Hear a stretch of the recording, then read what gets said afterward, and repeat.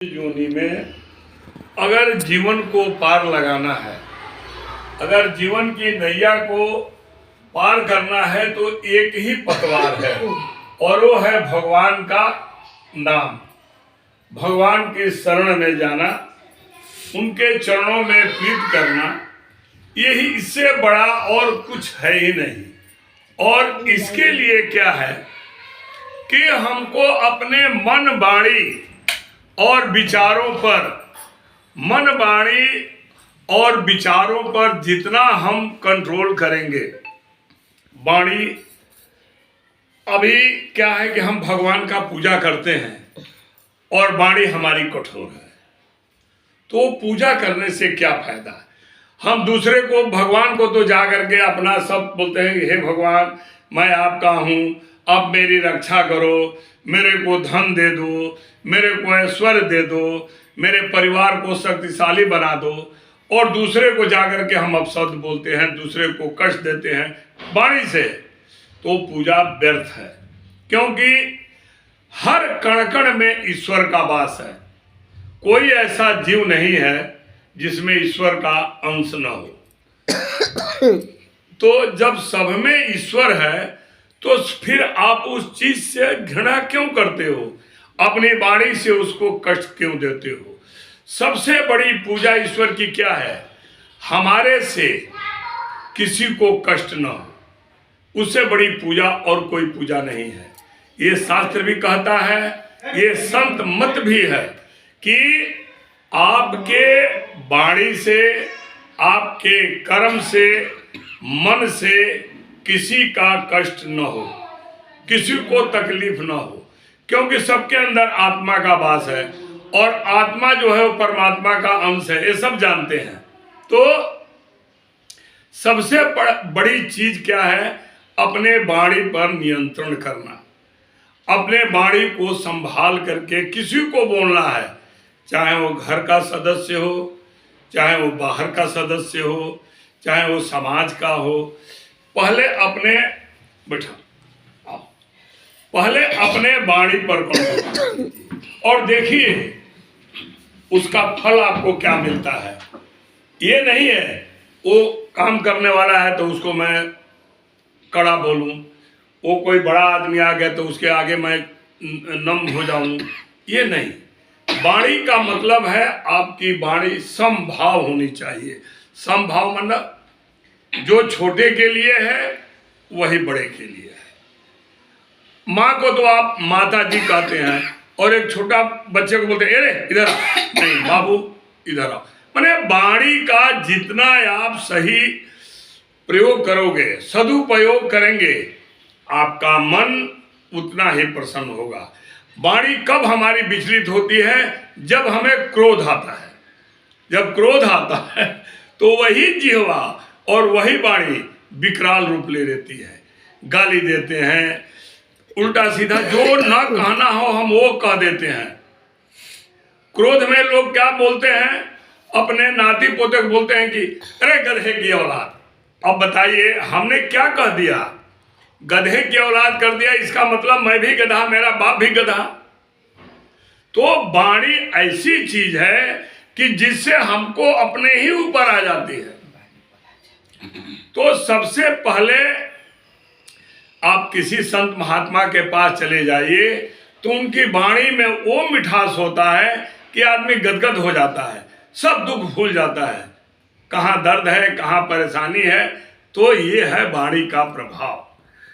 तो जब तक हम अपने वाणी पर, अपने मन पर, अपने विचारों पर, विचारों का क्या है, अभी मन आया अरे फलाने के पास तो इतना है, हमारे पास नहीं है, तो इन सब पर कंट्रोल करना है। समझना है कि ईश्वर ने जो हमें दिया है और जितना दिया है वो हमारे लिए पर्याप्त है। चाहे वो शरीर है, अब दूसरा आदमी भाग रहा है, अब मैं नहीं भाग रहा हूं तो कोई बात नहीं, चल तो रहा हूं। अब मेरे पांव में तकलीफ है, मैं छड़ी से चल रहा हूं। अब मैं ये सोचूं कि यार दूसरा तो भाग रहा है और मैं छड़ी से चल रहा हूं, अरे ठीक है भाई, उसको ईश्वर ने भागने लायक बनाया है, और मेरे को छड़ी से चलने लायक बनाया है, लेकिन चल तो रहा हूं। अगर हमें खाने में 10 किस्म की सब्जी नहीं मिली, पुलाव नहीं मिला, लेकिन कुछ तो ईश्वर ने दिया, तो जो मिला उसी में संतोष रखिए। और संतोष से बड़ा कोई सुख है ही नहीं। वो कब होगा? जब हम अपने मन की इच्छाओं को हटाएंगे, तब हमारे अंदर संतोष आएगा। जब हम अपने वाणी को अपने विचारों से, अपने बुद्धि से संजोग करेंगे, तब हमारी वाणी स्थिरता आएगी।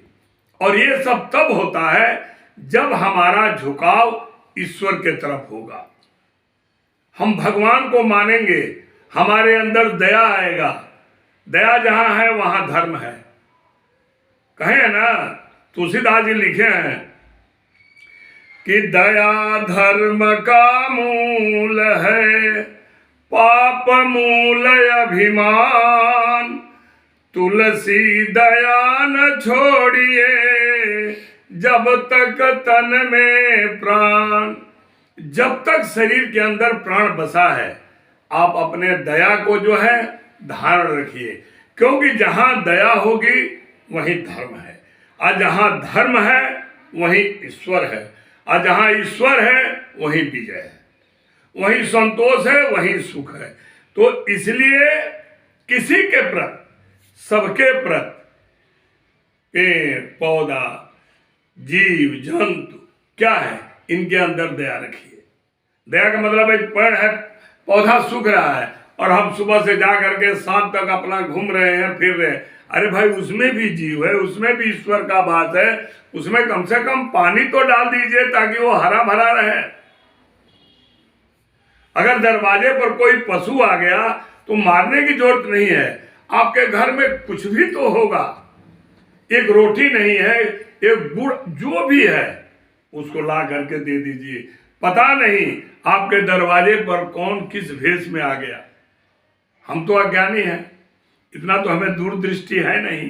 तो कोई भी दरवाजे पर आ गया है, चाहे वो भिखमंगा ही हो, भाई उसको श्रद्धा से लो भैया मेरे पास यही है। तो कहने का मतलब है कि किसी का अनादर मत कीजिए। अगर अनादर करेंगे तो चाहे लाख आप पूजा पाठ कीजिए, आपका कहीं इज्जत नहीं होगा। जब आप जो दूसरे को देंगे वही आपके पास वापिस आएगा। यही प्रकृति का नियम है। हम किसी को इज्जत देंगे, हमें इज्जत मिलेगी। हम किसी को प्यार देंगे, हमें प्यार मिलेगा।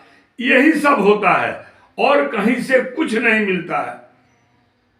हम लोग कहते हैं ना कि फलाना बहुत खराब है, वो तो ऐसे कर दिया। नहीं, खराब हमारी सोच है। खराब क्या है? हमारे विचार हैं, इसलिए हम उसको बुरा कहते हैं। बुरा कोई नहीं है। सब इंसान के अंदर ईश्वर ने कुछ ना कुछ गुण दिया है। अगर उसको हकीकत से देखें, अगर उसको निगाह से देखें, अच्छे बुद्धि से, अच्छे विचार से, तो सबके अंदर गुण भरा हुआ है। क्योंकि सबकी रचना जब ईश्वर ने किया है मनुष्य की, तो खराब कैसे बनाएगा भाई?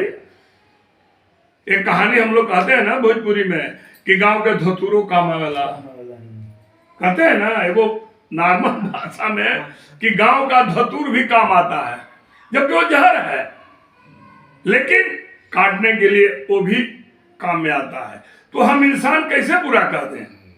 नहीं, अगर हम बुरा करते हैं और बुरा कहते हैं तो उससे पहले है कि हमारे अंदर बुराई जमी हुई है। हम अपनी बुराई को छिपाने के लिए हम उसको बुरा कहते हैं। मेन चीज यही है। इसलिए ये ईर्ष्या, द्वेष, ये सब हटाने से ही हमारा कल्याण होगा। हम लोग कहते हैं कि कैकेयी बहुत खराब थी, मंथरा बहुत खराब थी, कि भगवान को जंगल में भेज दिया, वनवास दे दिया। अरे भाई, अगर कैकेयी न करती तो आज हम रामचरितमानस नहीं पढ़ते हैं। रामचरितमानस बना है सिर्फ इसीलिए, ये कैकेयी का तप है। उसने इतना तप किया कि उनको जा करके लास्ट में भगवान को भेजना पड़ा कि जाओ, आप जब तक नहीं जाओगे वन में, तब तक न इस मही मही माने धरती, धरती का जो है कलंक खत्म नहीं होगा, क्योंकि राक्षस, अनाचारी, दुराचारी ये सब जंगल में भरे हुए हैं, गांव में तो रहेंगे नहीं भाई। ऐसे भी देखिए कि जो बदमाश होते हैं, जो गुंडा बदमाश होते हैं, वो घर में नहीं रहते, वो कहीं अलग अपना स्थान बना लेते हैं। तो उसी तरह से उस समय में क्या था कि राक्षस जितने थे सब जंगलों में रहते थे। तो इसीलिए भगवान ने कैकेयी ने राम को वन मांगा, और वन इसलिए मांगा कि जो वन में साधु महात्मा तपस्या कर रहे हैं भाई, वो तो महल में आएंगे नहीं, गांव में आएंगे नहीं, तो भगवान को जाना ही पड़ेगा। जब राजा दशरथ जा रहे थे, कैकेयी का स्वयंवर था, तो स्वयंवर में जा रहे थे, तो रास्ते में जंगल पड़ा, कैकेयी देश, तो रास्ते में जंगल पड़ा। तो भाई राजा दशरथ थे ही सत्यवादी थे, शब्द पर बाण चलाते थे। तो उन्होंने देखा कि जंगल में जो है हिरण और हिरनी बैठे हुए हैं, तो उनको शिकार करने का मन आया। उन्होंने बाण उठाया और बाण चला दिए, और उधर से जो है कैकेयी भी अपने सेनापति के साथ जंगल का भ्रमण करने आई थी। मैंने जब जो ये कार्यक्रम था शादी का, वो दूसरे दिन था, लेकिन भाई राजा थे, अपना चले गए घूमने।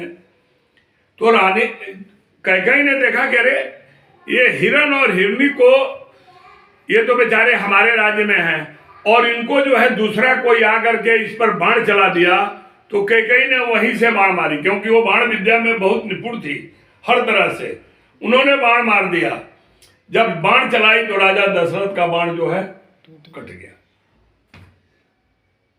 जब राजा दशरथ के बाण को काट दी कैकेयी के बाण ने, तो राजा दशरथ नजदीक गए, परिचय पूछे, तो उन्होंने बताया।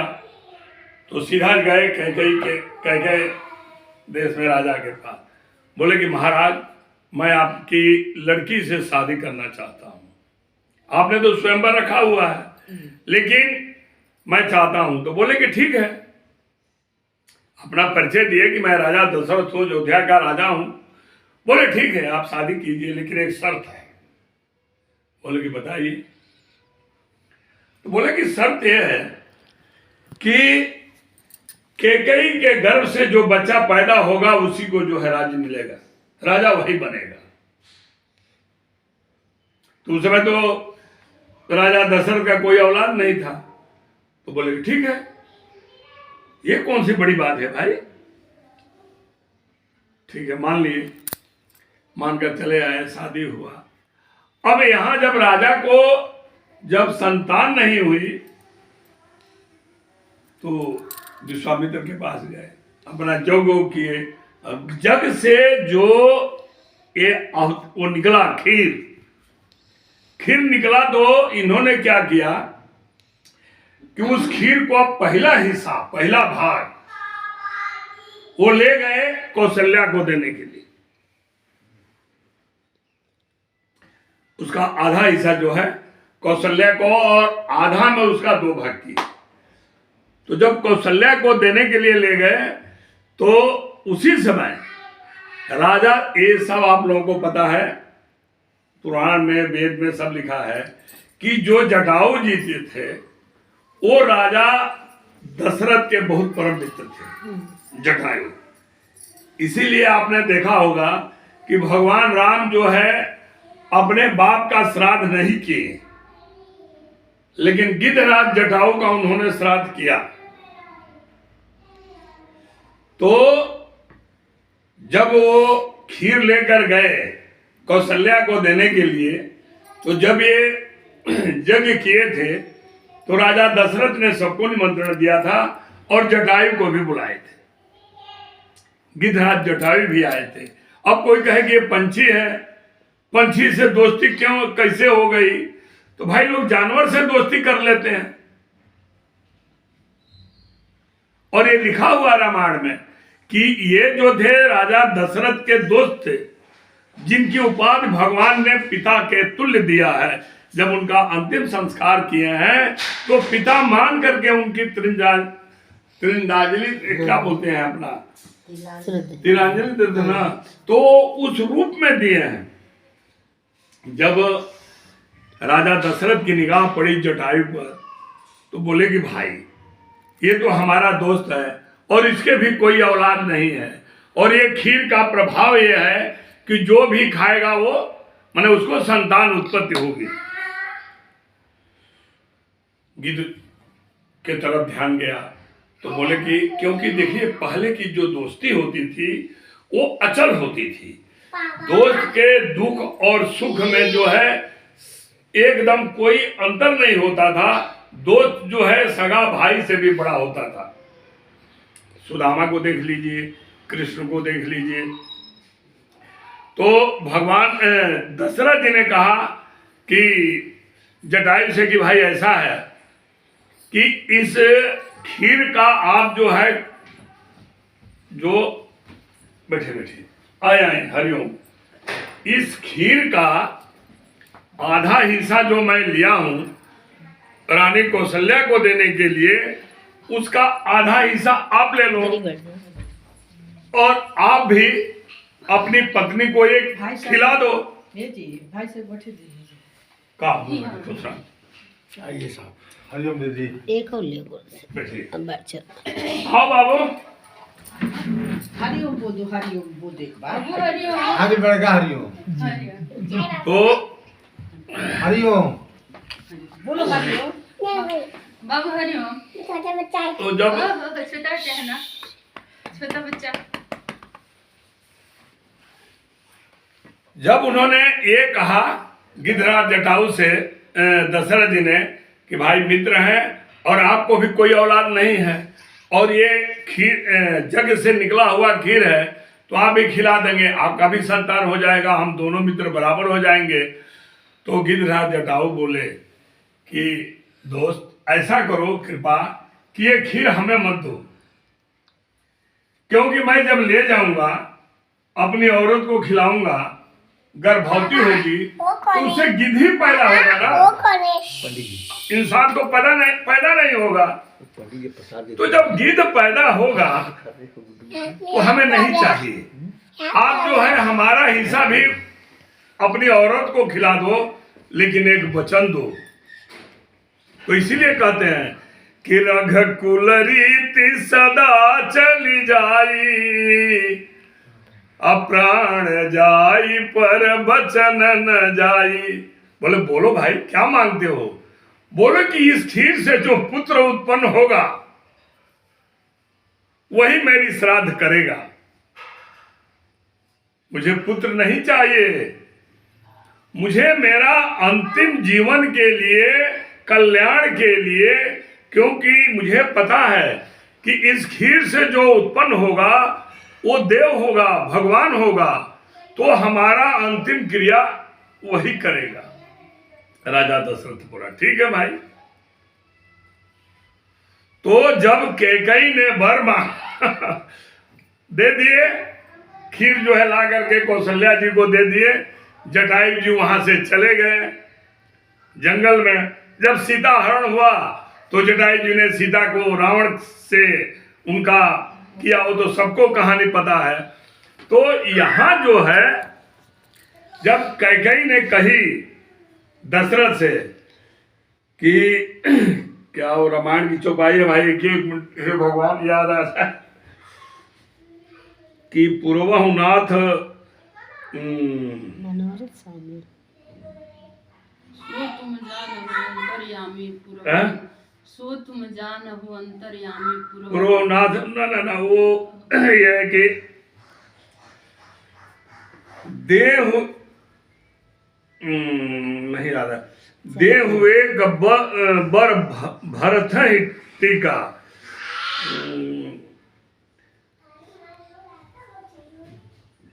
चलो आगे बढ़ो। अरे नहीं यार, तो उसने कैकेयी ने भर मांगा, पहला बार ये मांगा कि राम को भरत को राजगद्दी दे दो, माने अर्थ का मतलब होता है धन संपत्ति, संपदा। तो पहला वर तो ये मांग लिया, और दूसरा वर क्या मांगा कि अरे राम बनवासी, चलिए अब नहीं आ रहा है याद, अब छोड़िए। तो दूसरा वर ये मांगा कि तापस बेस राम बनवासी, माने राम जो है तापस वेश में, माने मुनि वेश में 14 वर्ष के लिए वनवास दे दीजिए।